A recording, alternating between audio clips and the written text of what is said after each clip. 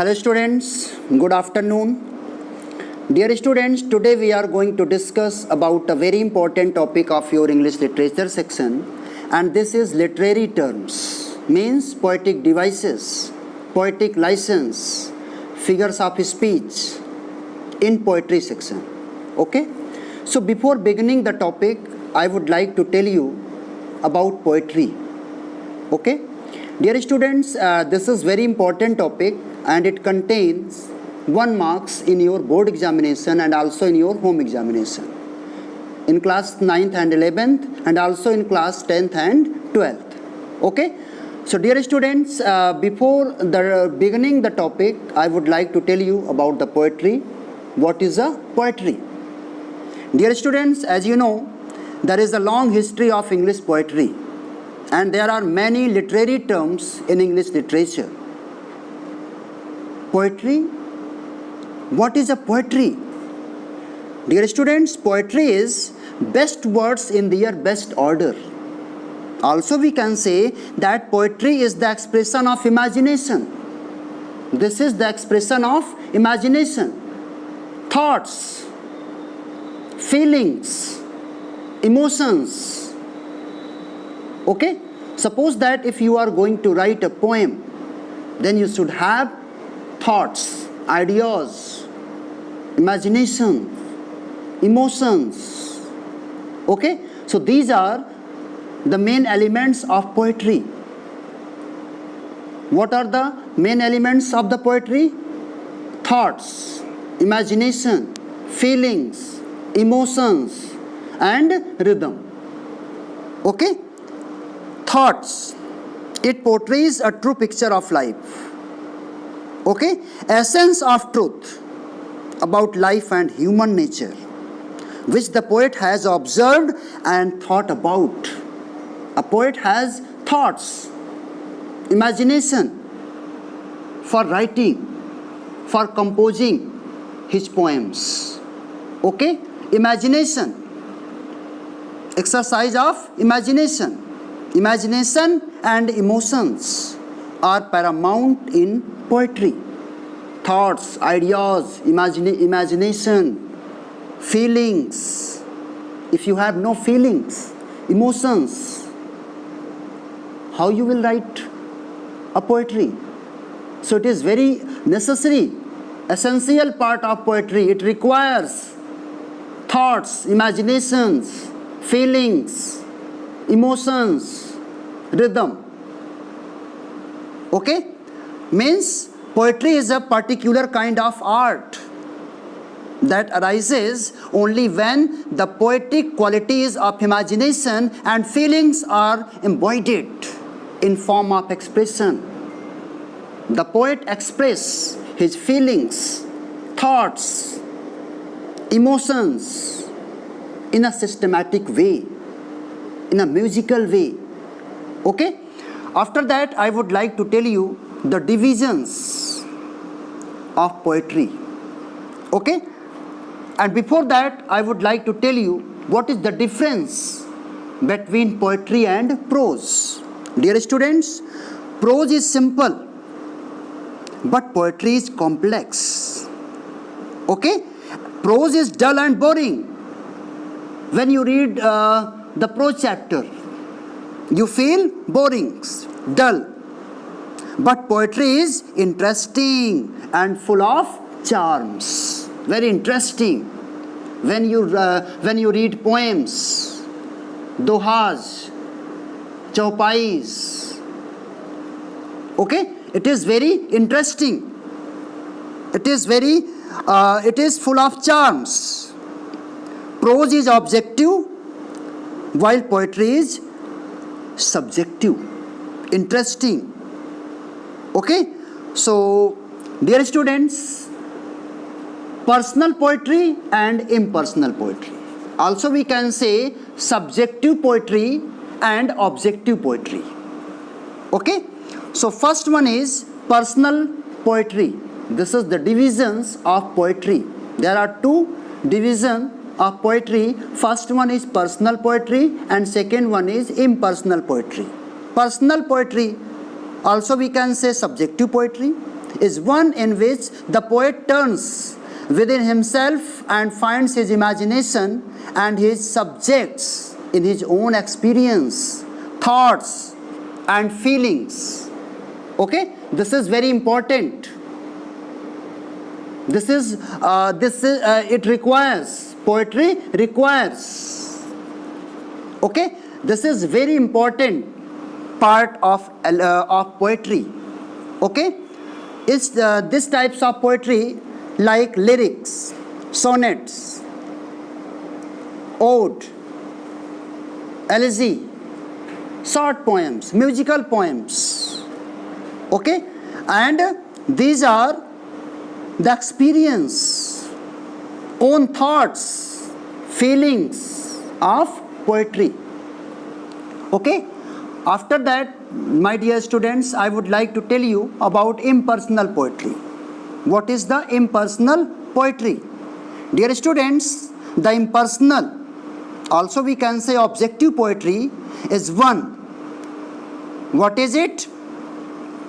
Objective poetry is one which deals directly not with the poet's thoughts, his feelings, imagination, but with the outer words of passion, action. Okay, in this section, in these types of poetry, we can take the examples like narrative poetry, dramatic poetry, epic, ballad, descriptive poetry like Mahabharata, Ramayana. Okay, these types of poetry we count it. Okay, after that, my dear students, I would like to tell you some forms of poetry. There are several forms of poetry in higher classes, but I will tell you a very important forms of poetry here. So let's know what is the form of poetry. Okay, so first one is lyric. Poetry has several forms in English literature, but here I am discussing some important forms of poetry.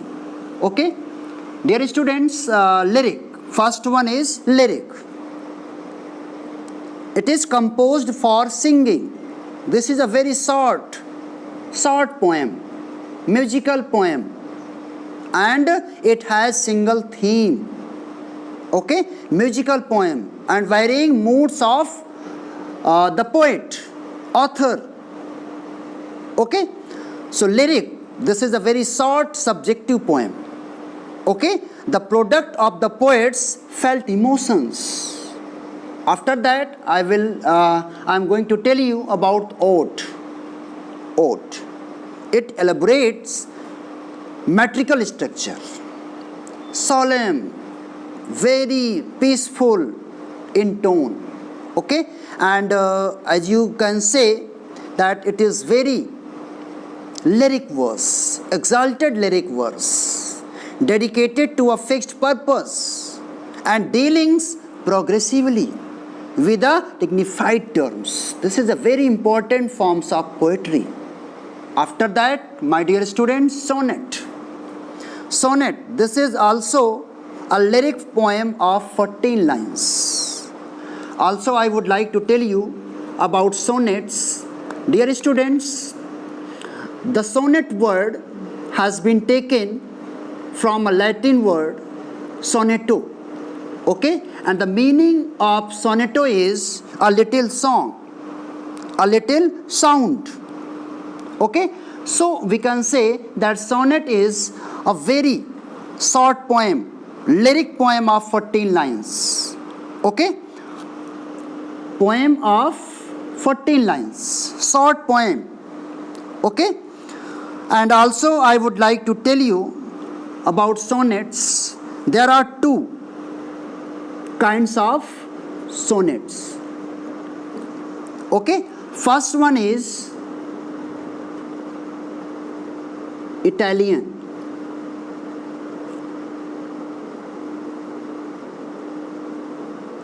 Italian sonnets. Also we can say Petrosian sonnets. Okay, and second one is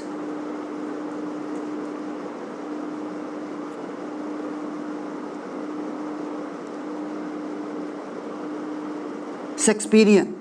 Okay, second one is Shakespearean sonnet, and first one is Italian poet. Italian sonnet and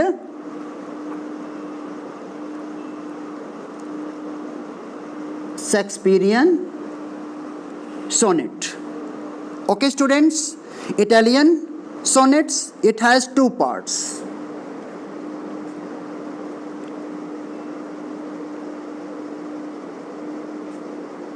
Octave, okay, and second is sestet.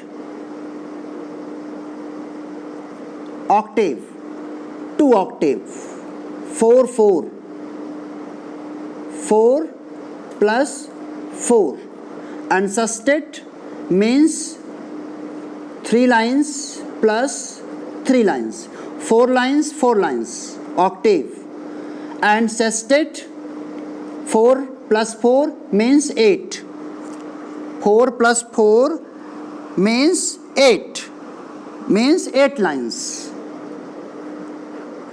8 lines octave and 6 lines sestet. Okay? And the marking and the rhyming scheme, the rhyming words is for Italian sonnets A, B, B, A, B, B, A. 4 lines, 4 lines. After that, 3 plus 3 means C, D, E, C, D, E. Okay? It has two parts, octave and sestet. Octave consists of the first 8 lines and sestet of the last 6 lines. And the rhyme scheme is A, B, B, A, B, B, A, C, D, E, and C, D, E. Okay? And next one is Shakespearean sonnet. Okay? It has 3 quatrains. 4, 4, 4. Quatrains. 4, 4, 4. 12 plus 2 means 1 couplet. 4, 4, 4, 4 3 ja 12 plus 2 equal to 14 lines. Okay? So, the marking scheme, the rhyming scheme is 4, 4, 4 plus 2 means A, B, A, B, C, D, C, D, E, F, E, F, and last G, G. Okay? Shakespearean poet. Shakespearean sonnets. Okay? Also, I would like to tell you that William Shakespeare wrote 154 sonnets. Okay? And next one is elegy. Italian sonnets and Shakespearean sonnets. Okay, students? And next I would like to tell you about elegy. Dear students, elegy, its simplest form is a short lyric. It is also a short lyric poem, and in it the poet mourns or laments or expresses his sorrow, inner feelings over the death of some dear one. Also we can say sad poem, sad song. After that, ballad. Ballad is also a short story type poem. The poem is the description of a short story. Okay? One of the earliest form of poetry.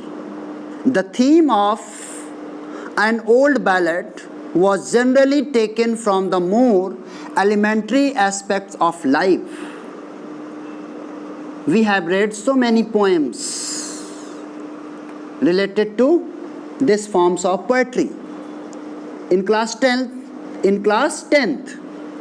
the tale of Custard the Dragon ballad. It was the ballad. In class 11th, the tale of Melon City. In English communicative, Before that, class 10, The Frog and the Nightingale. It was also a ballad. Okay. After that, my dear students, epic. What is the epic? An epic is a long descriptive poem dealing with the material. It is also for martial exploits of a national hero. Okay, long narrative poem. Epic means long narrative poems like Ramayana, Mahabharata, okay, and John Milton's Paradise Lost. These are epics, long and narrative poems. After that, the mock epic. Mock epic is a small descriptive poem in which the machinery, conventions of epic proper are used in the treatment of themes. It has a very interesting themes. Okay, mock epic, a small and descriptive poem. Okay, after that, romance. The long narrative poem took another form in the 11th to 13th century. Okay, romance of metrical romance. These are the types, these are forms of poetry. After that, satire. Satire generally of the impersonal type, impersonal poetry. Okay, and the main purpose of satire is to reform man's manner. It contains the anger of poet against the follies, injustice of the society. Okay, after that, dramatic monologue. It is the dramatic monologue, dramatic manner, and lyrical in its spirit contents. Okay, thoughts, feelings. It portrays the thoughts and feelings of a person at some serious moment. At some serious moment in his life. Okay, this is very important forms of poetry. Okay, dear students, after that I would like to tell you some stanzas. How many types of stanzas given in your question paper? So types of stanzas. First one is couplet. Couplet means two lines. The pair of two lines, stanza. We call it is couplet. After that, tacit. It means 3 lines stanza. 3 lines stanza. After that, quatrain. 4 lines. Also, I have told you here, 4 lines stanza is called quatrain. Okay. After that, sestet. 6 lines. Here, 3 plus 3, 6. Okay. 4 plus 4, 8. Octave. 8 lines stanza, octave, 6 line stanza, sestet. After that, rhyme royal. It contains 7 lines. 7 lines. Octave, 8 lines. Okay? After that, Spenserian. It contains how many lines? It contains 9 lines. Sestet, 6 lines. Quatrain, 4 lines. 3 lines. Couplet, 2 lines. Okay, students? Next, we are going to discuss about a very important topic, figures of speech. Okay? Figures of speech. Okay? What is the figures of speech? My dear students, a figure of speech works as an ornament. It works as an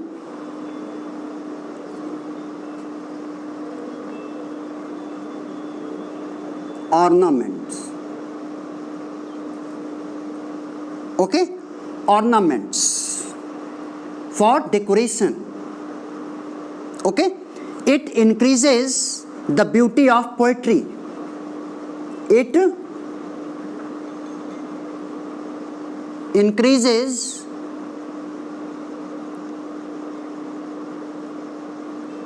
the beauty of poetry.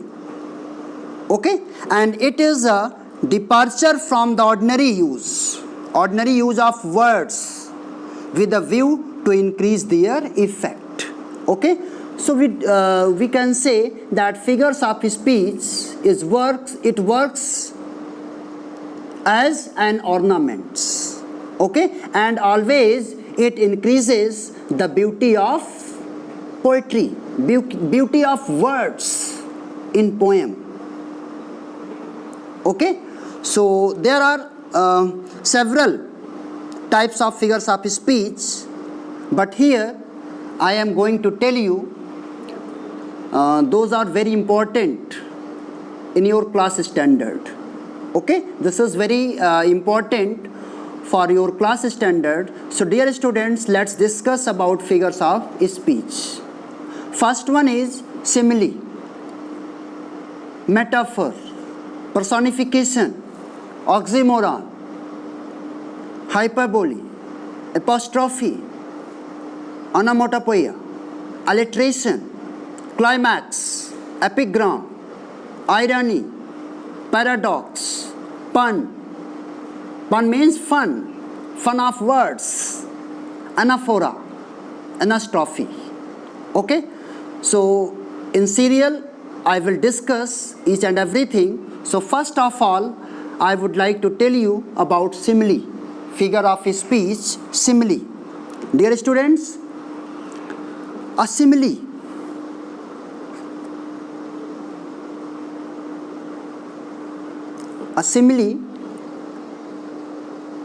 is a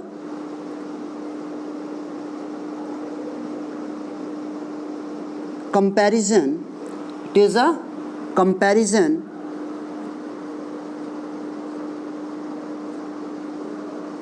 between two objects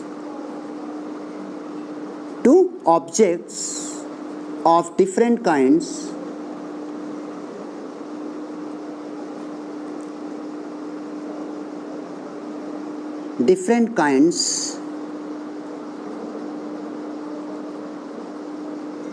which have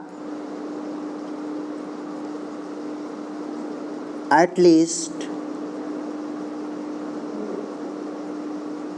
one point in common. Okay, after that the words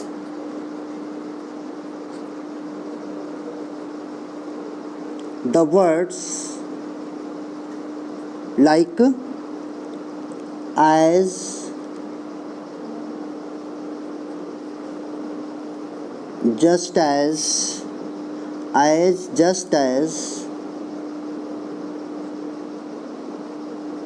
like, etc.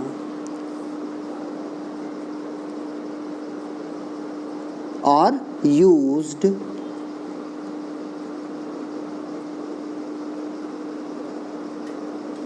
for comparison. Okay, so this is your simile.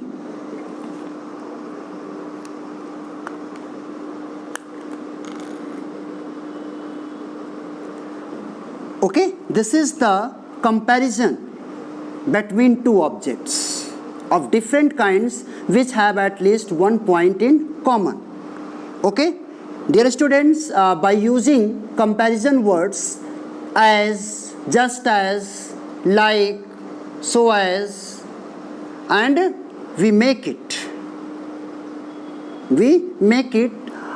can identify the figure of speech simile. Okay, where suppose that if you are reading your poems and you find as, just as, like, these types of words, then you identify that this is a simile figure of speech. Okay, just like class 12th, the first poem, My Mother at 66, as late winter's moon and felt that old. Okay, these lines like bottle bits on stones. Poem number 2nd, elementary school. an elementary classroom, okay, and like bottle beds on stone, like rootless weeds, the hair torn round, okay. So when you read the poem, at once you find out which figure of speech is used here, okay. So let's take some examples, like she is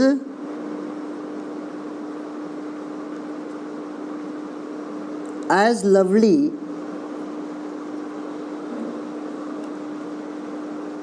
as rose, okay. Life is like a dream. Life is like a dream. Life is like a dream. You are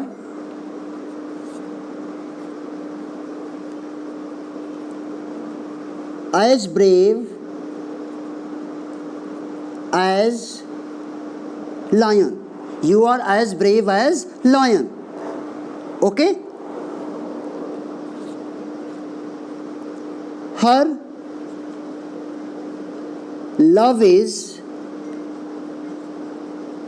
as deep as ocean, okay. Like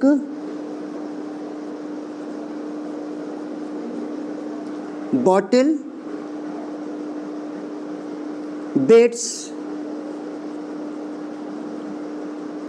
on stones, as late winter's moon, okay. These types of examples.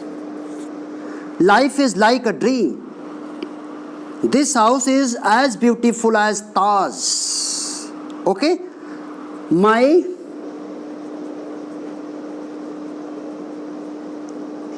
heart is like an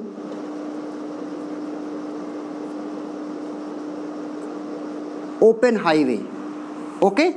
So dear students, this is figure of speech simile, okay. And next I will discuss about metaphor, okay.